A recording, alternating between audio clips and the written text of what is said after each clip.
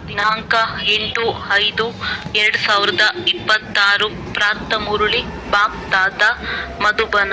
ಮಧುರ ಮಕ್ಕಳೇ, ನೀವೀಗ ಶೂದ್ರ ಮನೆತನದಿಂದ ಬ್ರಾಹ್ಮಣ ಮನೆತನದಲ್ಲಿ ಬಂದಿದ್ದೀರಿ. ತಂದೆಯು ನಿಮ್ಮನ್ನು ಬ್ರಹ್ಮರವರ ಮುಖದಿಂದ ದತ್ತು ಮಾಡಿಕೊಂಡಿದ್ದಾರೆ. ಇದೇ ಖುಷಿಯಲ್ಲಿರಿ. ಪ್ರಶ್ನೆ: ಯಾವ ಗುಹ್ಯ ರಹಸ್ಯವನ್ನು ಬ್ರಾಹ್ಮಣ ಕುಲದ ಮಕ್ಕಳೇ ತಿಳಿದುಕೊಳ್ಳಲು ಸಾಧ್ಯ? ಉತ್ತರ: ನಿರಾಕಾರ ಶಿವ ತಂದೆಯು ನಮ್ಮ ಪಿತನಾಗಿದ್ದಾರೆ ಮತ್ತು ಈ ಬ್ರಹ್ಮರವರು ನಮ್ಮ ತಾಯಿಯಾಗಿದ್ದಾರೆ. ನಿರಾಕಾರ ಭಗವಂತನು ಹೇಗೆ ಮಾತಾಪಿತಾ ಬಂಧು ಸಖನಾಗುತ್ತಾರೆ ಎಂಬ ಗುಹ್ಯ ಗುಪ್ತ ರಹಸ್ಯವನ್ನು ಬ್ರಾಹ್ಮಣ ಕುಲದ ಮಕ್ಕಳೇ ತಿಳಿದುಕೊಳ್ಳುವರು.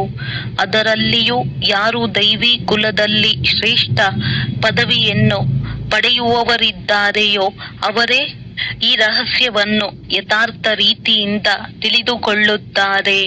ಓಂ ಶಾಂತಿ. ಮಕ್ಕಳು ಕುಳಿತಿದ್ದೀರಿ. ನಮ್ಮ ಬಾಪ್ ದಾದ ಬಂದಿದ್ದಾರೆಂದು ತಿಳಿದುಕೊಳ್ಳುತ್ತಿದ್ದೀರಿ.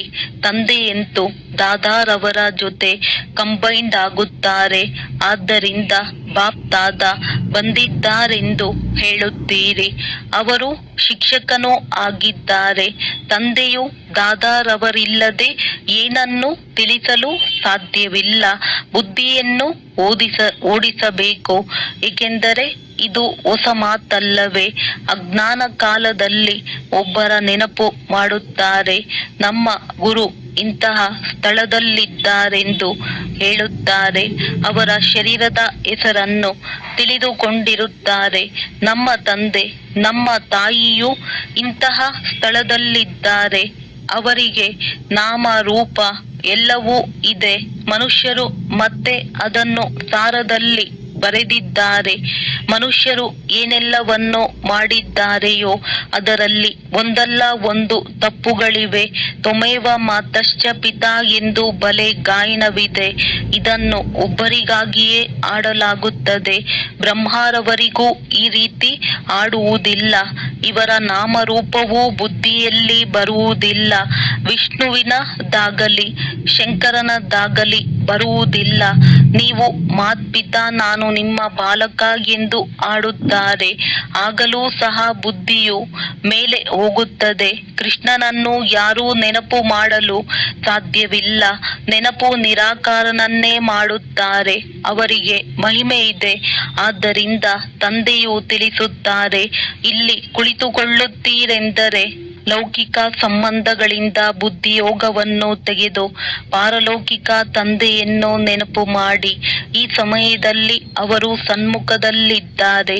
ಭಕ್ತಿ ಮಾರ್ಗದಲ್ಲಿ ಆಡುವಾಗ ಮೇಲೆ ನೋಡುತ್ತಾ ನೀವು ಮಾತ್ಪಿತಾ ಏ ಭಗವಂತ ಎಂದು ಹೇಳಿ ನೆನಪು ಮಾಡುತ್ತಾರೆ. ಭಗವಂತ ಎಂದು ಹೇಳಿದಾಗ ಶಿವಲಿಂಗವನ್ನು ನೆನಪು ಮಾಡುವುದಿಲ್ಲ. ಕೇವಲ ಗಿಳಿಯ ತರಹ ಆಡುತ್ತಾರೆ. ಲಕ್ಷ್ಮೀ ನಾರಾಯಣರಿಗೂ ಈ ರೀತಿ ಹೇಳಲು ಸಾಧ್ಯವಿಲ್ಲ, ಏಕೆಂದರೆ ಇವರಂತೂ ಮಹಾರಾಜ ಮಹಾರಾಣಿಯಾಗಿದ್ದಾರೆ. ಅವರ ಮಕ್ಕಳೇ ಅವರನ್ನು ಮಾತ್ಪಿತಾ ಎಂದು ಹೇಳುತ್ತಾರೆ. ಬಂಧು ಎಂದು ಹೇಳುವುದಿಲ್ಲ. ಭಕ್ತರು ಏ ಪತಿತ ಪಾವನ ಎಂದು ಹಾಡುತ್ತಾರೆ. ಆದರೆ ಇದು ಬುದ್ಧಿಯಲ್ಲಿ ಬರುವುದಿಲ್ಲ. ಶಿವಲಿಂಗವಿರಬೇಕು ಎಂದು. ಹಾಗೆಯೇ ಕೇವಲ ಏ ಭಗವಂತ ಎಂದು ಹೇಳಿಬಿಡುತ್ತಾರೆ. ಏ ಭಗವಂತ ಎಂದು ಯಾರು ಹೇಳಿದರು? ಯಾರಿಗೆ ಹೇಳಿದರು? ಏನನ್ನು ತಿಳಿದುಕೊಂಡಿಲ್ಲ. ಒಂದು ವೇಳೆ ನಾನು ಆತ್ಮನಾಗಿದ್ದೇನೆ, ಅವರನ್ನು ಕರೆಯುತ್ತೇನೆ ಎಂಬ ಜ್ಞಾನವು ಇದ್ದಿದ್ದರೆ ಅವರು ನಿರಾಕಾರ ಪರಮಾತ್ಮನಾಗಿದ್ದಾರೆ. ಅವರ ರೂಪವೇ ಲಿಂಗ ರೂಪವಾಗಿದೆ ಎಂಬುದನ್ನು ಸಹ ತಿಳಿದುಕೊಳ್ಳುತ್ತಿದ್ದರು. ಯಥಾರ್ಥ ರೀತಿಯಿಂದ ಯಾರೂ ಸಹ ತಂದೆಯನ್ನು ನೆನಪು ಮಾಡುವುದಿಲ್ಲ. ಅವರಿಂದ ಏನು ಪ್ರಾಪ್ತಿಯಾಗುತ್ತದೆ? ಯಾವಾಗ ಆಗುತ್ತದೆ? ಏನನ್ನೂ ತಿಳಿದುಕೊಂಡಿಲ್ಲ. ನಿಮಗೂ ಗೊತ್ತಿರಲಿಲ್ಲ. ಈಗ ನೀವು ತಂದೆಯ ಮಕ್ಕಳಾಗಿದ್ದೀರಿ. ನಿಮಗೆ ಅರ್ಥವಾಗಿದೆ. ಶಿವ ತಂದೆಯು ಬ್ರಹ್ಮರವರ ಮೂಲಕ ನಮ್ಮನ್ನು ತಮ್ಮ ಮಕ್ಕಳನ್ನಾಗಿ ಮಾಡಿಕೊಂಡಿದ್ದಾರೆ. ಈ ಬ್ರಹ್ಮರವರು ತಾಯಿಯಾಗಿದ್ದಾರೆ. ಈ ಬ್ರಹ್ಮ ತಾಯಿಯ ಮೂಲಕ ಶಿವ ತಂದೆಯು ದತ್ತು ಮಾಡಿಕೊಂಡಿದ್ದಾರೆ. ಈ ಸಮಯದಲ್ಲಿ ನೀವು ಚೆನ್ನಾಗಿ ತಿಳಿದುಕೊಂಡಿದ್ದೀರಿ, ನಾವು ಶಿವ ತಂದೆಯ ಮಕ್ಕಳಾಗಿದ್ದೇವೆ. ಸಾಕಾರದಲ್ಲಿ ಪ್ರಜಾಪಿತ ಬ್ರಹ್ಮರವರ ಮಕ್ಕಳಾಗಿದ್ದೇವೆ. ಪ್ರಜಾಪಿತ ಬ್ರಹ್ಮರವರ ಮೂಲಕ ಮನುಷ್ಯ ಸೃಷ್ಟಿಯನ್ನು ರಚಿಸುತ್ತಾರೆ. ಯಾವುದೇ ಹೊಸ ಸೃಷ್ಟಿಯನ್ನು ರಚಿಸುತ್ತಾರೆಂದಲ್ಲ, ಈ ಸಮಯದಲ್ಲಿಯೇ ಬಂದು ಮಡಿಲಿಗೆ ತೆಗೆದುಕೊಳ್ಳುತ್ತಾರೆ, ದತ್ತು ಮಾಡಿಕೊಳ್ಳುತ್ತಾರೆ. ಮಾತಾ ಪಿತಾ ಎಂದು ಹೇಳುತ್ತಾರೆ. ಅಂದ ಮೇಲೆ ಶಿವನು ಪಿತನಾದರೂ ಮತ್ತು ಬ್ರಹ್ಮನು ಮಾತಾ ಆದರೂ ಅವರಿಗೆ ಮಾತ್ಪಿತಾ ಎಂದು ಹೇಳಲಾಗುತ್ತದೆ. ತಂದೆಯು ಬ್ರಹ್ಮರವರ ಮೂಲಕ ಹೇಳುತ್ತಾರೆ, ನೀವಾತ್ಮರು ನನ್ನ ಮಕ್ಕಳಾಗಿದ್ದೀರಿ. ತಂದೆಯು ಕುಳಿತು ಆತ್ಮನ ಪರಿಚಯವನ್ನು ಕೊಡುತ್ತಾರೆ. ಆತ್ಮವೆಂದರೇನು? ಭ್ರುಕುಟಿಯ ಮಧ್ಯದಲ್ಲಿ ನಕ್ಷತ್ರದಂತೆ ಇರುತ್ತದೆ ಎಂದು ಹೇಳುತ್ತಾರೆ. ಮತ್ತೇನನ್ನೂ ತಿಳಿದುಕೊಂಡಿಲ್ಲ. ಆತ್ಮವೇ 84 ಜನ್ಮಗಳನ್ನು ತೆಗೆದುಕೊಳ್ಳುತ್ತದೆ. ಈ ಶರೀರದ ಮೂಲಕ ಪಾತ್ರವನ್ನು ಅಭಿನಯಿಸುತ್ತದೆ ಎಂಬುದನ್ನು ಹೇಳಲು ಸಾಧ್ಯವಿಲ್ಲ. ಭಿನ್ನ ಭಿನ್ನ ನಾಮರೂಪ ದೇಶ ಕಾಲಗಳಿಂದ ಆತ್ಮವು ಒಂದು ಶರೀರವನ್ನು ಬಿಡುತ್ತದೆ ಎಂದರೆ ಇಡೀ ಪರಿವಾರವೇ ಬದಲಾಗುತ್ತದೆ. ಹೇಗೆ ಯಾರಾದರೂ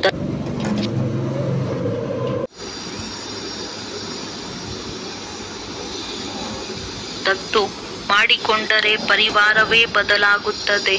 ಯಾವ ಮಾತಾಪಿತರಿಂದ ಜನ್ಮ ಪಡೆದರೋ ಅವರನ್ನು ತಿಳಿದುಕೊಂಡಿರುತ್ತಾರೆ ಮತ್ತು ಯಾರು ದತ್ತು ಮಾಡಿಕೊಳ್ಳುತ್ತಾರೆಯೋ ಅವರ ಮನೆಯವರಾಗಿ ಬಿಡುತ್ತಾರೆ. ನೀವಿಲ್ಲಿ ಶೂದ್ರ ಮನೆತನದಿಂದ ಬ್ರಾಹ್ಮಣ ಮನೆತನದಲ್ಲಿ ಬಂದಿರಿ. ಬ್ರಹ್ಮರವರ ತನುವಿನಿಂದ ನಿಮ್ಮನ್ನು ದತ್ತು ಮಾಡಿಕೊಳ್ಳಲಾಯಿತು. ನೀವು ಬ್ರಾಹ್ಮಣ ಕುಲದಲ್ಲಿ ಬಂದು ಬಿಟ್ಟಿರಿ. ಈ ಮಾತುಗಳನ್ನು ಶಾಸ್ತ್ರಗಳಲ್ಲಿ ಬರೆಯಲು ಸಾಧ್ಯವಿಲ್ಲ. ಇದನ್ನು ತಿಳಿಸಲಾಗುತ್ತದೆ. ಬರೆಯುವುದರಿಂದ ಯಾರೂ ತಿಳಿದುಕೊಳ್ಳಲಾಗುವುದಿಲ್ಲ. ನಾವು ಪರಮಪಿತ ಪರಮಾತ್ಮನ ಸಂತಾನರಾಗಿದ್ದೇವೆ. ಇವರು ತಾಯಿಯಾಗಿದ್ದಾರೆ ಎಂಬುದನ್ನು ನೀವು ಮಕ್ಕಳೇ ತಿಳಿದುಕೊಂಡಿದ್ದೀರಿ. ಬ್ರಹ್ಮನಿಗೆ ಪ್ರಜಾಪಿತನೆಂದೇ ಹೇಳುತ್ತಾರೆ. ಇವರ ಮೂಲಕ ನೀವು ಮಕ್ಕಳನ್ನು ದತ್ತು ಮಾಡಿಕೊಳ್ಳುತ್ತೇನೆ. ಇವು ಎಷ್ಟು ಗುಪ್ತ ಮಾತುಗಳಾಗಿವೆ. ಸನ್ಮುಖದಲ್ಲಿ ಬರದೆ ಯಾರೂ ತಿಳಿದುಕೊಳ್ಳಲು ಸಾಧ್ಯವಿಲ್ಲ. ಅದರಲ್ಲಿಯೂ ಯಾರು ಈ ಬ್ರಾಹ್ಮಣ ಕುಲದವರಾಗಿದ್ದಾರೆಯೋ ಅವರೇ ತಿಳಿದುಕೊಳ್ಳುತ್ತಾರೆ. ಅವರೇ ದೈವಿ ಕುಲದಲ್ಲಿ ಶ್ರೇಷ್ಠ ಪದವಿಯನ್ನು ಪಡೆಯುತ್ತಾರೆ. ಹೊಸಬ್ಬರ ಬುದ್ಧಿಯಲ್ಲಿ ಈ ಮಾತುಗಳು ಕುಳಿತುಕೊಳ್ಳುವುದಿಲ್ಲ. ಅವರು ಯಾರಿಗೂ ತಿಳಿಸುವುದಕ್ಕೂ ಸಾಧ್ಯವಿಲ್ಲ. ನಿಮ್ಮಲ್ಲಿಯೂ ನಂಬರ್ ವಾರ್ ಪುರುಷಾರ್ಥದ ಅನುಸಾರ ಬುದ್ಧಿಯಲ್ಲಿ ಕುಳಿತುಕೊಳ್ಳುತ್ತದೆ. ತ್ವಮೇವ ಮಾತಶ್ಚ ಪಿತಾ ಎಂದು ಗಾಯನ ಮಾಡಲಾಗುತ್ತದೆ. ಶಿವ ತಂದೆಯನ್ನು ನೆನಪು ಮಾಡುತ್ತಾರೆ. ಮತ್ತೆ ನೀವು ಮಾತ್ಪಿತಾ ಎಂದು ಹೇಳುತ್ತಾರೆ. ಒಬ್ಬರೇ ತಂದೆ ಹೇಗೆ ಮಾತಪಿತನಾಗುವರು? ಈ ಮಾತುಗಳನ್ನು ಮತ್ಯಾರೂ ತಿಳಿಸಲು ಸಾಧ್ಯವಿಲ್ಲ. ಹೇಗೆ ಶಾಸ್ತ್ರಗಳಲ್ಲಿ ವ್ಯಾಸರು ಬರೆದಿರುವುದನ್ನು ಮನುಷ್ಯರು ಕಂಠಪಾಠ ಮಾಡಿದ್ದಾರೆಯೋ ಹಾಗೆಯೇ ನಿಮಗೂ ಸಹ ಯಾರೋ ತಿಳಿಸಿದ್ದಾರೆ. ನೀವು ಕಂಠಪಾಠ ಮಾಡಿದ್ದೀರಿ ಎಂದು ಹೇಳುತ್ತಾರೆ. ಹೊಸ ಮನುಷ್ಯರು ತಿಳಿದುಕೊಳ್ಳುವುದು ಬಹಳ ಕಷ್ಟವಿದೆ. ಇಲ್ಲಿರುವವರೂ ಸಹ ಅನ್ಯರಿಗೆ ತಿಳಿಸಿಕೊಡಲು ಕೆಲವರಿಂದ ಆಗುವುದಿಲ್ಲ. ನೀವಾತ್ಮರಾಗಿದ್ದೀರಿ. ನಿಮ್ಮ ತಂದೆಯು ಪರಮಪಿತ ಪರಮಾತ್ಮನಾಗಿದ್ದಾರೆ. ಆ ಬೇಹದ್ದಿನ ತಂದೆಯೇ ಬೇಹದ್ದಿನ ಆಸ್ತಿಯನ್ನು ಕೊಡುತ್ತಾರೆ. ಆಸ್ತಿಯನ್ನು ಕೊಟ್ಟಿದ್ದರು. ನಂತರ ಪುನರ್ಜನ್ಮವನ್ನು ತೆಗೆದುಕೊಳ್ಳುತ್ತಾ ಜನ್ಮಗಳು ಮುಕ್ತವಾಯಿತು. ಈಗ ತಂದೆಯು ಪುನಃ ಆಸ್ತಿಯನ್ನು ಕೊಡಲು ಬಂದಿದ್ದಾರೆ. ಇದನ್ನು ಯಾರಿಗಾದರೂ ತಿಳಿಸಲು ಎಷ್ಟು ಸಹಜವಾಗಿದೆ. ನೀವು ಮಾತ್ಪಿತಾ ಎಂದು ಯಾರಿಗೆ ಹೇಳಲಾಗುತ್ತದೆ ಎಂಬುದು ವಿಚಾರ ಮಾಡುವ ಮಾತಲ್ಲವೇ? ಬ್ರಹ್ಮರವರ ಮೂಲಕ ದತ್ತು ಮಾಡಿಕೊಳ್ಳುತ್ತಾರೆ. ಅಂದ ಮೇಲೆ ತಾಯಿಯು ಅವಶ್ಯವಾಗಿ ಬೇಕಲ್ಲವೇ? ಆದ್ದರಿಂದ ಯಾರು ಅನನ್ಯ ಮಗುವಾಗಿರುವರೋ ಅವರಿಗೆ ಡ್ರಾಮಾ ಪ್ಲಾನ್ ಅನುಸಾರ ಜಗದಂಬ ಎಂಬ ಬಿರುದನ್ನು ಕೊಡಲಾಗುತ್ತದೆ. ಪುರುಷನಿಗೆ ಜಗದಂಬ ಎಂದು ಹೇಳಲು ಸಾಧ್ಯವಿಲ್ಲ. ಆದ್ದರಿಂದ ಇವರಿಗೆ ಜಗತ್ಪಿತನೆಂದು ಹೇಳುತ್ತಾರೆ. ಇವರಿಗೆ ಪ್ರಜಾಪಿತ ಎಂಬ ಹೆಸರು ಪ್ರಸಿದ್ಧವಾಗಿದೆ. ಒಳ್ಳೆಯದು. ಮಾತೆಯಲ್ಲಿ ಆದ್ದರಿಂದ ಮಾತೆಯನ್ನು ದತ್ತು ಮಾಡಿಕೊಳ್ಳಲಾಗುತ್ತದೆ. ಆದಿದೇವನಂತೂ ಇದ್ದಾರೆ, ಮತ್ತೆ ಆದಿದೇವಿಯನ್ನು ಸಹ ನಿಮಿತ್ತ ಮಾಡುತ್ತೇನೆ. ಜಗದಂಬೆಯು ಒಬ್ಬರೇ ಆಗಿದ್ದಾರೆ, ಅವರಿಗೆ ಮಹಿಮೆ ಇದೆ. ಜಗದಂಬೆಯ ಎಷ್ಟೊಂದು ಮೇಳಗಳಾಗುತ್ತವೆ, ಆದರೆ ಅವರ ಬಗ್ಗೆ ಯಾರೂ ತಿಳಿದುಕೊಂಡಿಲ್ಲ. ಕಲ್ಕತ್ತಾದಲ್ಲಿ ಕಾಳಿಯ ಮಂದಿರವಿದೆ, ಬಾಂಬೆಯಲ್ಲಿಯೂ ಜಗದಂಬೆಯ ಮಂದಿರವಿದೆ. ರೂಪವು ಬೇರೆ ಬೇರೆಯಾಗಿದೆ. ಜಗದಂಬ ಯಾರು ಇದನ್ನು ಯಾರೂ ತಿಳಿದುಕೊಂಡಿಲ್ಲ. ಅವರಿಗೂ ಭಗವತಿ ಎಂದು ಹೇಳುತ್ತಾರೆ, ಆದರೆ ಜಗದಂಬೆಗೆ ಭಗವತಿ ಎಂದು ಹೇಳಲು ಸಾಧ್ಯವಿಲ್ಲ. ಅವರು ಬ್ರಾಹ್ಮಣಿಯಾಗಿದ್ದಾರೆ, ಜ್ಞಾನೇಶ್ವರಿ ಆಗಿದ್ದಾರೆ. ಅವರಿಗೆ ತಂದೆಯಿಂದ ಜ್ಞಾನ ಸಿಕ್ಕಿದೆ. ನೀವೆಲ್ಲರೂ ಜಗದಂಬೆಯ ಮಕ್ಕಳಾಗಿದ್ದೀರಿ. ಜ್ಞಾನವನ್ನು ಕೇಳಿ ಮತ್ತೆ ಹೇಳುತ್ತೀರಿ. ನಿಮ್ಮ ಉದ್ಯೋಗವೇ ಇದಾಗಿದೆ. ನಿಮಗೆ ಸ್ವಯಂ ಈಶ್ವರನು ಓದಿಸುತ್ತಾರೆ, ಯಾವುದೇ ಮನುಷ್ಯರು ಓದಿಸುತ್ತಿಲ್ಲ. ಈ ಬ್ರಹ್ಮರವರು ಸಹ ಮನುಷ್ಯನಾಗಿದ್ದಾರೆ. ಮನುಷ್ಯರು ಯಾರನ್ನೂ ಪಾವನರನ್ನಾಗಿ ಮಾಡಲು ಸಾಧ್ಯವಿಲ್ಲ. ಮನುಷ್ಯರಿಗೆ ಇಷ್ಟು ಮಂದ ಬುದ್ಧಿಯಾಗಿ ಬಿಟ್ಟಿದೆ, ಏನನ್ನೂ ತಿಳಿದುಕೊಳ್ಳುವುದಿಲ್ಲ. ಪತಿತ ಪಾವನನು ಒಬ್ಬರೇ ತಂದೆಯಾಗಿದ್ದಾರೆ. ಅವರು ಪತಿತರನ್ನು ಪಾವನ ಮಾಡುವುದಕ್ಕಾಗಿಯೇ ಬರುತ್ತಾರೆ. ಇಡೀ ಪ್ರಪಂಚವು ತಮೋಪ್ರಧಾನವಾಗಿದೆ. ಎಲ್ಲರೂ ಪತಿತರಾಗಿದ್ದಾರೆ. ಹೊಸ ಪ್ರಪಂಚವು ಪಾವನ, ಹಳೆಯ ಪ್ರಪಂಚವು ಪತಿತವಾಗಿದೆ. ಹಳೆಯ ಪ್ರಪಂಚದಲ್ಲಿ ನರಕವಾಸಿಗಳಿದ್ದಾರೆ, ಹೊಸ ಪ್ರಪಂಚದಲ್ಲಿ ಸ್ವರ್ಗವಾಸಿಗಳಿದ್ದಾರೆ. ಬುದ್ಧಿಯು ಹೇಳುತ್ತದೆ, ಸತ್ಯಯುಗದಲ್ಲಿ ಕೇವಲ ಭಾರತವಾಸಿ ದೇವಿ ದೇವತೆಗಳೇ ಇರುತ್ತಾರೆ, ಮತ್ಯಾರೂ ಇರಲಿಲ್ಲ. ಈಗ ನೀವು ಮಕ್ಕಳಿಗೆ ಈ ಜ್ಞಾನವು ಸಿಕ್ಕಿದೆ. ಹೊಸ ಪ್ರಪಂಚದಲ್ಲಿ ಮೊದಲು ಸೂರ್ಯವಂಶಿ ದೇವತೆಗಳಿದ್ದರು, ನಂತರ ಚಂದ್ರವಂಶೀಯರಾದರು. ಆಗ ಸೂರ್ಯವಂಶವು ಕಳೆದು ಹೋಯಿತು. ಚಂದ್ರವಂಶೀಯರ ನಂತರ ಮತ್ತೆ ವೈಶ್ಯವಂಶೀಯರು ಬರುತ್ತಾರೆ. ಅವಶ್ಯವಾಗಿ ಲಕ್ಷ್ಮೀನಾರಾಯಣರ ರಾಜ್ಯವಿತ್ತು. ಅವರಿಗೆ ಮೊದಲು ಏನಿತ್ತು ಇದನ್ನು ಯಾರೂ ತಿಳಿದುಕೊಳ್ಳುವುದಿಲ್ಲ. ನೀವು ಮಕ್ಕಳಿಗೆ ತಂದೆಯು ಚಕ್ರದ ರಹಸ್ಯವನ್ನು ತಿಳಿಸಿದ್ದಾರೆ. ದ್ವಾಪರದಲ್ಲಿ ವೈಶ್ಯವಂಶೀಯರಿರುತ್ತಾರೆ, ಕಲಿಯುಗದಲ್ಲಿ ಶೂದ್ರ ವಂಶೀಯರಿದ್ದಾರೆ. ನಾವೀಗ ಬ್ರಾಹ್ಮಣರಾಗಿದ್ದೇವೆ ಎಂದು ನೀವು ತಿಳಿದುಕೊಂಡಿದ್ದೀರಿ. ನಿಮ್ಮನ್ನು ತಂದೆಯು ತನ್ನವರನ್ನಾಗಿ ಮಾಡಿಕೊಂಡಿದ್ದಾರೆ, ಅರ್ಥಾತ್ ಶೂದ್ರ ಧರ್ಮದಿಂದ ದೇವತಾ ಧರ್ಮದಲ್ಲಿ ವರ್ಗಾವಣೆ ಮಾಡಿದ್ದಾರೆ. ಈಗ ಸೂರ್ಯವಂಶಿ ಚಂದ್ರವಂಶೀಯರಂತೂ ಇಲ್ಲ. ಲಕ್ಷ್ಮೀ ನಾರಾಯಣರ ರಾಜ್ಯವಾಗಲಿ ರಾಮರಾಜ್ಯವಾಗಲಿ ಇಲ್ಲ. ಈಗ ಕಲಿಯುಗದ ಅಂತ್ಯವಾಗಿದೆ. ಕಲಿಯುಗದ ನಂತರ ಅವಶ್ಯವಾಗಿ ಸತ್ಯಯುಗವೂ ಬರುವುದು. ಕಲಿಯುಗದಲ್ಲಿ ಇದು ಹಳೆಯ ಪತಿತ ಪ್ರಪಂಚವಾಗಿದೆ. ಮಹಾನ್ ದುಃಖಿಯಾಗಿದ್ದಾರೆ. ಆದ್ದರಿಂದ ಹೋಗಿ ದೇವತೆಗಳ ಮಹಿಮೆ ಮಾಡುತ್ತಾರೆ, ತಲೆಬಾಗುತ್ತಾರೆ.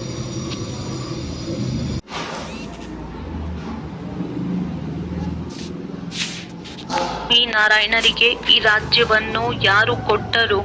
ಇದನ್ನು ಹೇಳುವವರು ಯಾರಾದರೂ ಇದ್ದಾರೆಯೇ? ಯಾರಿಗೂ ಇದು ಸಂಕಲ್ಪದಲ್ಲಿಯೂ ಇರುವುದಿಲ್ಲ. ಏಕೆಂದರೆ ಕಲಿಯುಗವು ಇನ್ನೂ ಮಗುವಾಗಿದೆ ಎಂಬುದೇ ಅವರ ಬುದ್ಧಿಯಲ್ಲಿದೆ. ಇನ್ನೂ 40,000 ವರ್ಷಗಳಿದೆ ಎಂದು ತಿಳಿಯುವ ಕಾರಣ ಈ ವಿಚಾರವೇ ಬರುವುದಿಲ್ಲ. ಈಗ ನಿಮಗೆ ಇದು ಗಮನಕ್ಕೆ ಬರುತ್ತದೆ. ಬಾಬಾ ನಮಗೆ ನೆನಪೇ ಇರುವುದಿಲ್ಲವೆಂದು ಕೆಲವು ಮಕ್ಕಳು ಹೇಳುತ್ತಾರೆ. ಏಕೆ ಇರುವುದಿಲ್ಲ? ಏಕೆಂದರೆ ಬೆಳಗ್ಗೆ ಎದ್ದು ಕುಳಿತುಕೊಂಡು ಧಾರಣೆ ಮಾಡುವುದಿಲ್ಲ. ತಿಳಿದುಕೊಳ್ಳುತ್ತಾರೆ, ಆದರೆ ಯಾರಿಗೂ ತಿಳಿಸುವುದಿಲ್ಲ.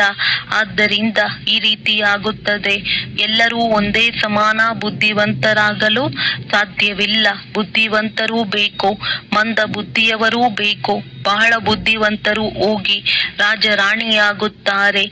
ಯಾರು ಎಷ್ಟೆಷ್ಟು ತಿಳಿದುಕೊಳ್ಳುವರೋ ಮತ್ತು ಅನ್ಯರಿಗೆ ತಿಳಿಸಿಕೊಡುವರೋ ಅವರ ಹೆಸರು ಪ್ರಸಿದ್ಧವಾಗುವುದು. ಪ್ರದರ್ಶನಿಗಳನ್ನು ಇಟ್ಟಾಗ ಬಾಬಾ ಇಂಥವರನ್ನು ಕಳುಹಿಸಿಕೊಡಿ ಎಂದು ಪತ್ರ ಬರೆಯುತ್ತಾರೆ. ಆದರೆ ನೀವೇ ಏಕೆ ತಿಳಿಸುವುದಿಲ್ಲ? ಅದಕ್ಕೆ ಬಾಬಾ ಅವರಿಗೆ ಚೆನ್ನಾಗಿ ಅಭ್ಯಾಸವಿದೆ, ನಾವಿನ್ನೂ ಕಚ್ಚಾ ಆಗಿದ್ದೇವೆಂದು ಹೇಳುತ್ತಾರೆ.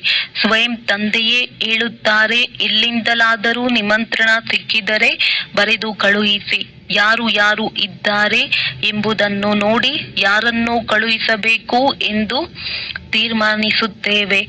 ಸನ್ಯಾಸಿಗಳು ಸಹ ಆ ನಿಮಂತ್ರಣದಲ್ಲಿ ಇದ್ದಾರೆಯೇ ಎಂಬುದನ್ನು ನೋಡಿ ಅವರಿಗೆ ತಿಳಿಸಲು ಅಂತಹ ಒಳ್ಳೆಯ ಬ್ರಹ್ಮ ಕುಮಾರಿಯನ್ನೇ ಕಳುಹಿಸಬೇಕಾಗುತ್ತದೆ.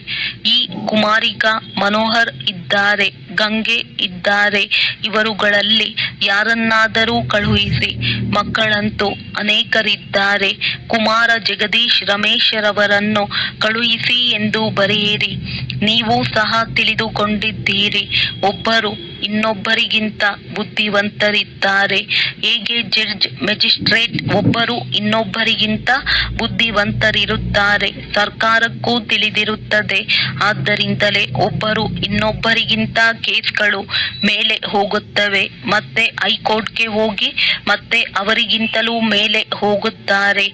ಅವರೂ ಸಹ ಸರಿಯಾಗಿ ತೀರ್ಮಾನ ಕೊಡಲಿಲ್ಲವೆಂದರೆ ಅವರಿಗಿಂತಲೂ ಮೇಲೆ ಹೋಗುತ್ತಾರೆ. ಇವರ ಮೇಲೆ ನೀವು ದಯೆ ತೋರಿಸಿ.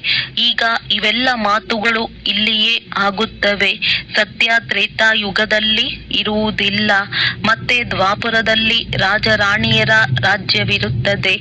ಅಲ್ಲಂತೂ ಮಹಾರಾಜ ಮಹಾರಾಣಿಯೇ ಕೇಸನ್ನು ಸಂಭಾಲನೆ ಮಾಡುತ್ತಾರೆ ಮತ್ತು ಅಲ್ಲಿ ಕೇಸ್ ಇರುವುದು ಬಹಳ ಕಡಿಮೆ. ಈಗಂತೂ ತಮೋ ಪ್ರಧಾನ ಪತಿತರಲ್ಲವೇ, ಆದ್ದರಿಂದ ರಾಜನ ಬಳಿ ಹೋದರೂ ಸಹ ಸ್ವಲ್ಪ ಶಿಕ್ಷೆ ಕೊಡುತ್ತಾರೆ. ಕಠಿಣ ತಪ್ಪಾದರೆ ಕಠಿಣ ಶಿಕ್ಷೆಯನ್ನು ವಿಧಿಸುತ್ತಾರೆ.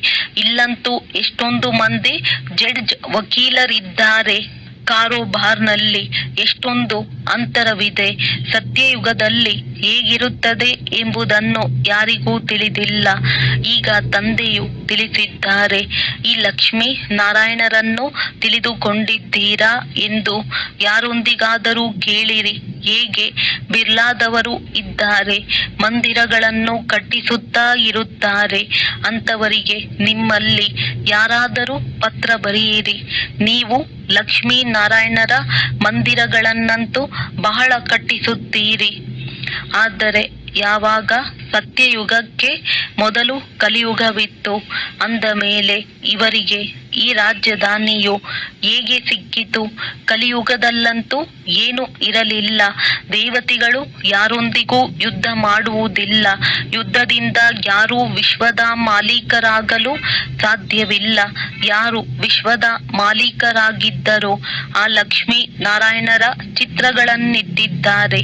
ಈಗಂತೂ ಕಲಿಯುಗವಾಗಿದೆ. ಇಲ್ಲಿ ಅಯುದ್ಧಗಳಿಂದ ಯುದ್ಧ ನಡೆಯುತ್ತದೆ. ತಂದೆಯು ತಿಳಿಸಿದ್ದಾರೆ, ಕ್ರಿಶ್ಚಿಯನ್ ಧರ್ಮದವರೇ ಪರಸ್ಪರ ಸೇರಿ ಒಂದಾದರೆ ಪರಸ್ಪರ ಪ್ರೀತಿಯನ್ನಿಟ್ಟಿದ್ದೇ ಆದರೆ ವಿಶ್ವದ ಮಾಲೀಕರಾಗಬಲ್ಲರು. ಆದರೆ ಇದು ಸಾಧ್ಯವಿಲ್ಲ. ಲಕ್ಷ್ಮೀ ನಾರಾಯಣರೇ ವಿಶ್ವದ ಮಾಲೀಕರಾಗುತ್ತಾರೆ. ಬುದ್ಧಿಯು ಹೇಳುತ್ತದೆ, ಇವರು ಪರಸ್ಪರ ಒಂದಾದರೆ ಮಾಲೀಕರಾಗಬಲ್ಲರು. ಆದರೆ ಸತ್ಯಯುಗದಲ್ಲಿ ಯಾರು ರಾಜರಾಣಿಯಂತೂ ಆಗಲು ಸಾಧ್ಯವಿಲ್ಲ.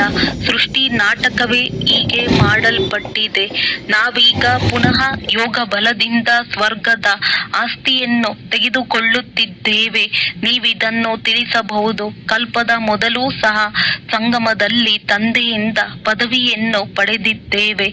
84 ಜನ್ಮಗಳು ಪೂರ್ಣವಾಯಿತು. ಈಗ ಪುನಃ ಆಸ್ತಿಯನ್ನು ಪಡೆಯುತ್ತಿದ್ದೇವೆ. ಒಳ್ಳೆಯದು. ಮಧುರಾತಿ ಮಧುರ ಅಗಲಿ ಹೋಗಿ ಮರಳಿ ಸಿಕ್ಕಿರುವ ಮಕ್ಕಳ ಪ್ರತಿ ಮಾತ್ಪಿತಾ ಬಾಪ್ದಾದಾರವರ ನೆನಪು, ಪ್ರೀತಿ ಹಾಗೂ ಸುಪ್ರಭಾತ. ಆತ್ಮಿಕ ಮಕ್ಕಳಿಗೆ ಆತ್ಮಿಕ ತಂದೆಯ ನಮಸ್ತೆ. ಧಾರಣೆಗಾಗಿ ಮುಖ್ಯ ಸಾರ. ಸ್ವಯಂನಲ್ಲಿ ಧಾರಣೆ ಮಾಡಿಕೊಳ್ಳಲು ಹಾಗೂ ಅನ್ಯರಿಗೂ ಮಾಡಿಸುವುದಕ್ಕಾಗಿ ಬೆಳಗ್ಗೆ ಬೆಳಗ್ಗೆ ಎದ್ದು ತಂದೆಯ ನೆನಪಿನಲ್ಲಿ ಕುಳಿತುಕೊಳ್ಳಬೇಕಾಗಿದೆ. ಏನನ್ನು ತಿಳಿದುಕೊಂಡಿದ್ದೀರೋ ಅದನ್ನು ಅನ್ಯರಿಗೂ ತಿಳಿಸುವ ಅಭ್ಯಾಸ ಮಾಡಬೇಕಾಗಿದೆ. ಲೌಕಿಕ ಸಂಬಂಧಗಳಿಂದ ಬುದ್ಧಿಯೋಗವನ್ನು ತೆಗೆದು ಒಬ್ಬ ಪಾರಲೌಕಿಕ ತಂದೆಯನ್ನು ನೆನಪು ಮಾಡಬೇಕಾಗಿದೆ. ತಂದೆಯಿಂದ ಯಾವ ಜ್ಞಾನವು ಸಿಕ್ಕಿದೆಯೋ ಅದನ್ನು ಕೇಳಿ ಎಲ್ಲರಿಗೂ ತಿಳಿಸಬೇಕಾಗಿದೆ. ಇದೇ ನಿಮ್ಮ ಕರ್ತವ್ಯವಾಗಿದೆ. ವರದಾನ: ಸಮಾವೇಶ ಮಾಡಿಕೊಳ್ಳುವ ಶಕ್ತಿಯ ಮೂಲಕ ಏಕಮತದ ವಾತಾವರಣವನ್ನು ನಿರ್ಮಾಣ ಮಾಡುವಂತಹ ಉದಾಹರಣಾ ಸ್ವರೂಪ ಭವ.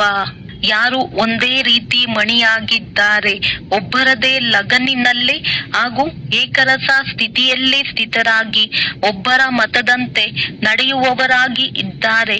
ಪರಸ್ಪರದಲ್ಲಿ ಸಂಕಲ್ಪಗಳಲ್ಲಿಯೂ ಏಕಮತವಿದೆಯೋ ಅವರೇ ಮಾಲೆಯಲ್ಲಿ ಪೂಣಿಸಲ್ಪಡುತ್ತಾರೆ. ಆದರೆ ಏಕಮತದ ವಾತಾವರಣವು ಆಗಾಗುತ್ತದೆ ಯಾವಾಗ ಸಮಾವೇಶ ಮಾಡಿಕೊಳ್ಳುವ ಶಕ್ತಿ ಇರುತ್ತದೆ. ಒಂದು ವೇಳೆ ಯಾವುದೇ ಮಾತಿನಲ್ಲಿ ಭಿನ್ನತೆಯುಂಟಾಗುತ್ತದೆ ಎಂದರೆ ಆ ಭಿನ್ನತೆಯನ್ನು ಸಮಾವೇಶ ಮಾಡಿಕೊಂಡಾಗ ಪರಸ್ಪರರಲ್ಲಿ ಏಕತೆಯಿಂದ ಸಮೀಪಕ್ಕೆ ಬರುವಿರಿ ಹಾಗೂ ಎಲ್ಲರ ಮುಂದೆ ಉದಾಹರಣಾ ಸ್ವರೂಪರಾಗುವಿರಿ. ಸ್ಲೋಗನ್: ಪ್ರತಿ ಸಂಕಲ್ಪ, ವಾಣಿ ಹಾಗೂ ಕರ್ಮದಲ್ಲಿ ಆತ್ಮೀಯತೆಯ ಧಾರಣೆ ಮಾಡುತ್ತೀರೆಂದರೆ ಸೇವೆಯಲ್ಲಿ ಶೋಭೆಯುಂಟಾಗುವುದು. ಅವ್ಯಕ್ತ ಸೂಚನೆಗಳು: ಸದಾ ಅಚಲ, ಅಡೋಲ, ಏಕರಸ ಸ್ಥಿತಿಯ ಅನುಭವ ಮಾಡಿ. ಸಮಯ ಪ್ರಮಾಣ: ಈಗ ಸದಾ ಅಚಲ, ಅಡೋಲ, ಸರ್ವ ಖಜಾನೆಗಳಿಂದ ಸಂಪನ್ನರಾಗಿ. ಸ್ವಲ್ಪವೂ ಸಹ ಏರುಪೇರು ಆಗುತ್ತೀರಿ ಎಂದರೆ ಸರ್ವ ಖಜಾನೆಗಳ ಅನುಭವ ಆಗುವುದಿಲ್ಲ. ತಂದೆಯ ಮೂಲಕ ಸಿಕ್ಕಿರುವ ಖಜಾನೆಗಳನ್ನು ಸದಾ ಕಾಯಮ್ಮಾಗಿ ಇಟ್ಟುಕೊಳ್ಳುವ ಸಾಧನ ಆಗಿದೆ. ಸದಾ ಅಚಲ ಅಡೋಲರಾಗಿ ಅಚಲರಾಗಿರುವುದರಿಂದ ಸದಾ ಖುಷಿಯ ಅನುಭವ ಆಗುತ್ತಾ ಇರುತ್ತದೆ. ಹೇಗೆ ವಿನಾಶಿ ಧನ, ಹೆಸರು, ಮಾನ್ಯತೆ, ಆಡಂಬರ, ಪದವಿ ಇತ್ಯಾದಿಗಳು ಸಿಗುತ್ತದೆ ಎಂದರೆ ಖುಷಿಯಾಗುತ್ತದೆ ಅಲ್ಲವೇ? ಇದಂತೂ ಅವಿನಾಶಿ ಖುಷಿಯಾಗಿದೆ. ಆದರೆ ಈ ಖುಷಿ ಅವರಿಗೆ ಇರುತ್ತದೆ ಯಾರು ಅಚಲ, ಅಡೋಲ, ಏಕರಸ ಸ್ಥಿತಿಯಲ್ಲಿ ಇರುತ್ತಾರೆ. ಒಳ್ಳೆಯದು. ಓಂ ಶಾಂತಿ. ಓಂ